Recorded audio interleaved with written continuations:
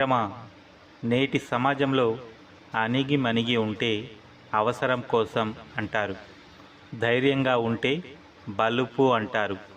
ప్రశ్నిస్తే పని లేదు అంటారు. ఎదిరిస్తే వెధవ అంటారు. కోపంగా ఉంటే కొవ్వు అంటారు. ఆనందంగా ఉంటే ఆడిపోసుకుంటారు. కానీ నీ దగ్గర డబ్బు ఉంటే పైవన్నీ పక్కన పెట్టి నిన్ను గొప్పవాడు అంటారు. డబ్బు లేకుంటే మీ ఇంట్లోనే నీకు విలువ ఉండదు. అలాంటిది ఈ సమాజంలో ఎలా ఉంటుంది? ఇది వరకు మనుషులు గుణం చూసి దగ్గర అయ్యేవాళ్ళు. కానీ ఇప్పుడు మన దగ్గర ఉన్న డబ్బును చూసి దగ్గర అవుతున్నారు. ఒక గింజను పండించడానికి రైతు పడే కష్టం బిడ్డని కనడానికి తల్లి పడే పురిటి నొప్పులకి ఏమాత్రం తీసిపోదు. మనుషులందరూ భూమి మీద తిరుగుతారంతే, కానీ రైతు మాత్రమే భూమిని తన భుజాలపైన మోస్తాడు. ఎవరెంత ఎత్తుకు ఎదిగినా నేల మీదే ఆధారపడాలి. కానీ నేల మాత్రం రైతు మీద ఆధారపడి ఉంటుంది. రాజెప్పుడు రైతు అవలేడు, కానీ రైతెప్పుడు రాజే. ఎదుటివారు ఏం చేస్తున్నారో అది మీరు చేయడం కాదు. మీకంటూ ఒక ప్రత్యేకత ఉండాలి. మీరు ఏం చేయాలనుకుంటున్నారో అది చేసి చూపించాలి. అప్పుడు ఖచ్చితంగా గమ్యాన్ని చేరుకుంటారు. ఎవడో వస్తాడు, ఏదో చేస్తాడు అని ఎప్పటికీ ఎదురు చూడకండి. ఎందుకంటే మీ పక్కన ఉన్న నీ స్నేహితుడు కూడా వాడి అవసరానికే ఉంటాడు, కానీ మీతో ఎవ్వరూ రారు. సుడి ఉన్నవాడికి హాయిగా కూర్చుని తిన్నా కూడా వాడి సంపద పెరుగుతూనే ఉంటుంది. దురదృష్టవంతుడు ఎంత కష్టపడినా వాడిని దరిద్రం వెక్కిరిస్తూనే ఉంటుంది. కాబట్టి నువ్వు చేసే పని చిన్నది అని సిగ్గుపడకు. కోట్లు కూడబెట్టిన ప్రతి ఒక్కడు మొదట కూటికి లేనివాడే అని మరచిపోకు. విత్తనం మట్టిలో ఉండగానే చీమలు పురుగులు తినేయాలని చూస్తాయి. వాటిని తప్పించుకొని మొలకెత్తుతూ ఉంటే పక్షులు దాన్ని పసిగట్టి పొడిచి తినేయాలని చూస్తాయి. తర్వాత అది పెరుగుతూ ఉంటే పశువులు దానిని తినేయాలని చూస్తాయి. అయినా అది తట్టుకొని ఎదిగి వృక్షంలా మారితే ఇంతకాలం దాని ఎదుగుదలను అడ్డుకున్న ఆ జీవులన్నీ దాని నీడలోనే తలదాచుకుంటాయి. అదేవిధంగా నీ ఎదుగుదలను చూసి ఈరోజు ఈర్ష్యపడిన వారే రేపు నీ సహాయం కోరతారు. అప్పటి వరకు నీకు కావాల్సిందల్లా ఒక్క ఓపిక మాత్రమే. బయటి వారిని మెప్పించడం కోసం నీ సొంత వారిని నొప్పించకు. బయటి వారు నీ ఆనందంలో మాత్రమే జతగా నిలుస్తారు, కానీ సొంతవారు నీ ఆనందాన్ని రెట్టింపు చేస్తారు. కష్ట సుఖాలలో నీకు అండగా నిలుస్తారు. కష్టాలు వచ్చాయని ఏడుస్తూ కూర్చుంటే కష్టాలు నీ బంధువులుగా మారి తరచూ నీ ఇంటి తలుపు తడుతూ తిష్ట వేసుకుని కూర్చుంటాయి. ఎన్ని కష్టాలు వచ్చినా నవ్వుతూ ఉండు. నీ నవ్వుల శబ్దానికి భయపడి కష్టాలు నీ ఇంటి గేటు కూడా తాకకుండా పారిపోతాయి. పైకి కనిపించే మంచితనం కన్నా లోపల ఉండే విషపు గుణం చాలా ప్రమాదకరం. అందరినీ నమ్మడం మీ మంచితనమే అయినా వెన్నుపోటును గ్రహించగలిగే ముందు చూపు కూడా చాలా అవసరం.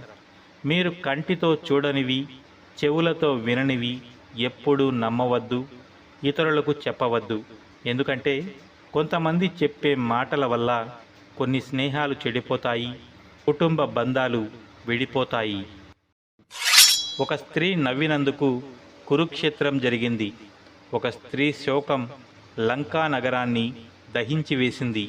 స్త్రీ అనుకుంటే ఏదైనా చేయగలదు. అమ్మల అమృతం కురిపించగలదు. తలచుకుంటే నీ తలరాతను మార్చగలదు. అదే స్త్రీ గొప్పతనం. స్త్రీ మనస్తత్వం ఏమిటి అంటే కోప్పడితే బాధపడుతుంది, కానీ ఒక మెట్టు దిగి బతిమిలాడితే నీ పైన ఉన్న ప్రేమను రెట్టింపు చేస్తుంది. నీవు నడిచే దారిలో నిన్ను విమర్శించే వాళ్ళు కొందరైతే నిన్ను ఎగతాళి చేసి నవ్వుకునేవారు మరికొందరు. నీ బాటలో ముళ్ళు విసిరేది కొందరైతే అడ్డంకులు సృష్టించేవారు మరికొందరు. నీ ఓటమికై ఎదురు చూసే వాళ్ళెందరో.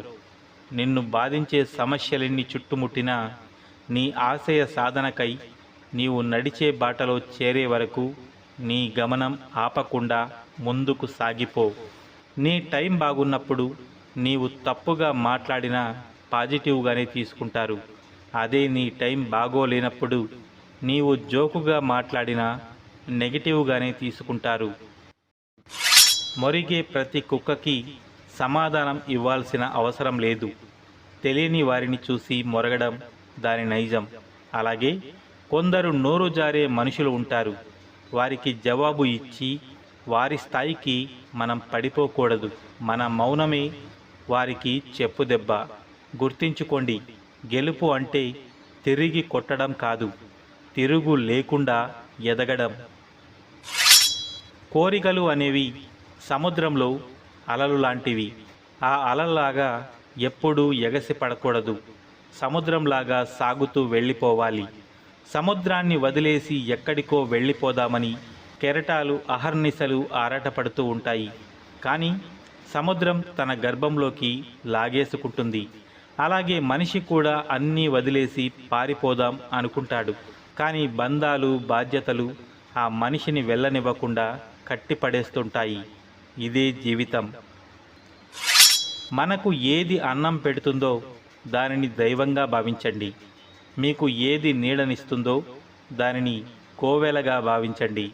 మీకు ఏది మంచిని నేర్పుతుందో దానిని నిరంతరం పూజించండి. మీకు ఏది సంతోషాన్ని కలిగిస్తుందో దానిని నిత్యం ధ్యానించండి. అప్పుడే మీరు గొప్పవారు అవుతారు. కాబట్టి నీ జీవితంలో నీవు ఎక్కి వచ్చిన మెట్లని, నీవు నడిచి వచ్చిన దారిని ఎప్పటికీ మరిచిపోకూడదు. అలా మరిచిపోయావంటే నీ ఆనవాళ్ళు నీ చేతితోనే తుడిచినట్లవుతుంది.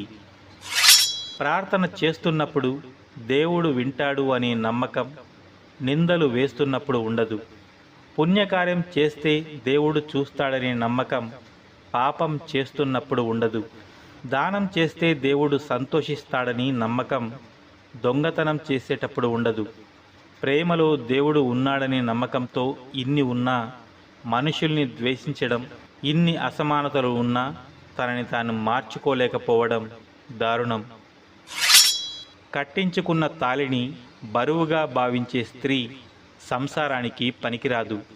అలాగే భార్యను బానిసగా భావించే ఏ పురుషుడు కూడా ఈ సమాజానికి పనికిరాడు. మూర్ఖురాలైన స్త్రీ తన భర్తను బానిసను చేసి ఆ బానిసకు యజమానిగా ఉంటుంది.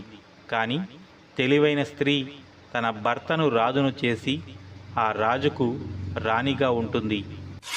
నిజాలు చెప్పి నిజాయితీగా ఉండేవాడికన్నా అబద్ధాలు చెప్పి ఆకట్టుకునేవాడిని ఈ ప్రపంచం ఎక్కువగా నమ్ముతుంది. ఈ రోజుల్లో నటించేవాళ్ళు నలుగురితో బాగానే ఉంటున్నారు. యథార్థంగా మాట్లాడేవారే ఒంటరిగా ఉంటున్నారు. అందుకే యథార్థవాది లోక విరోధి అంటారు. నటిస్తూ నమ్మించేవాళ్ళు కొందరు, నమ్మి మోసపోయేవాళ్ళు కొందరు. ఎన్ని నిజాలు చెప్పినా నమ్మని వాళ్ళు కొందరు, అబద్ధాలే నిజమని నమ్మేవాళ్ళు కొందరు, చెప్పుడు మాటలు విని మనల్ని దూరం పెట్టేవాళ్ళు కొందరు, మనమేంటో తెలియకపోయినా హక్కున చేర్చుకునేవాళ్ళు కొందరు. ఇదే నేటి సమాజం. ఓటమి వచ్చిందని బాధపడకండి, గెలుపు కోసం జీవించండి. ఓటమి వెక్కిరిస్తోందని నివ్వరపడకండి, గెలుపు నవ్విస్తుందన్న విషయాన్ని మరవకండి. ఓటమికి కారణం మీరైతే గెలుపుకు కారణం ఎవరవ్వాలి? ఓడితే నేర్చుకోండి, గెలిస్తే పంచుకోండి. కానీ ఎవరి ముందు తల వంచకండి. మిమ్మల్ని మీరు తక్కువ చేసుకోకండి. మీలో కూడా ఒక అద్భుతమైన శక్తి ఉందని నమ్మండి. అప్పుడే ఏదైనా చేస్తారు, ఏదైనా సాధిస్తారు. యథార్థమైన మాటలు ఎప్పుడు చేదుగా ఉంటాయి. అందుకే వాటిని మనుషులు వినరు. అబద్ధాలతో పలికే మాటలు తీయగా ఉంటాయి. అందుకే అందరూ వాటిని ఎక్కువగా వింటారు, నమ్ముతారు. సూటిగా మాట్లాడేవారిని అసహించుకోవడం, మాయ మాటలు చెప్పేవారిని గుడ్డిగా నమ్మడం ఈ సమాజానికి అలవాటే. జీవితంలో తెలుసుకోవాల్సిన ముఖ్యమైన విషయం ఏమిటంటే, నీకు సమయం వచ్చేంత వరకు ఇతరులు కలిగించే నొప్పిని భరించాల్సి ఉంటుంది. అలాగని భయపడుతూ కూర్చుంటే బతకలేరు. తప్పో ఒప్పో చేసి చూడండి. గెలుపైతే మిమ్మల్ని ముందుకు నడిపిస్తుంది, ఓటమి పాలైతే తర్వాత ఏం చేయాలో నేర్పిస్తుంది.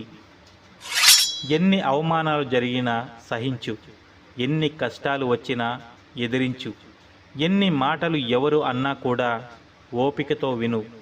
ఎంత దుఃఖం వచ్చినా కూడా పెదవి పైన చిరునవ్వును చెరగనివ్వకు. ఎందుకంటే నీ జీవితంలో జరిగే విషయాలన్నీ తారుమారు అయ్యి నీకు ఆపోజిట్గా ఉండే వాళ్ళే నీ పక్కన చేరి నీకు సపోర్ట్ చేసే ఏదో ఒక రోజు వస్తుంది. అప్పుడు నీవేంటో అందరికీ తెలుస్తుంది. ఎంత కష్టం వచ్చినా నీ బాధలు ఎవ్వరికీ చెప్పకు. ఈ లోకం ఎంత విచిత్రమైనది అంటే, మనం పంచుకున్న కష్టాలను కూడా 10 రకాలుగా తప్పులు తీసే రకం. ఈ సమాజంలో కొందరు మనం ఏం చేస్తున్నాం అనే దానికన్నా ఎదుటివారు ఏం చేస్తున్నారు అనే దానిపైన ఎక్కువ ఆసక్తి చూపిస్తారు. కాబట్టి జాగ్రత్తగా ఉండు.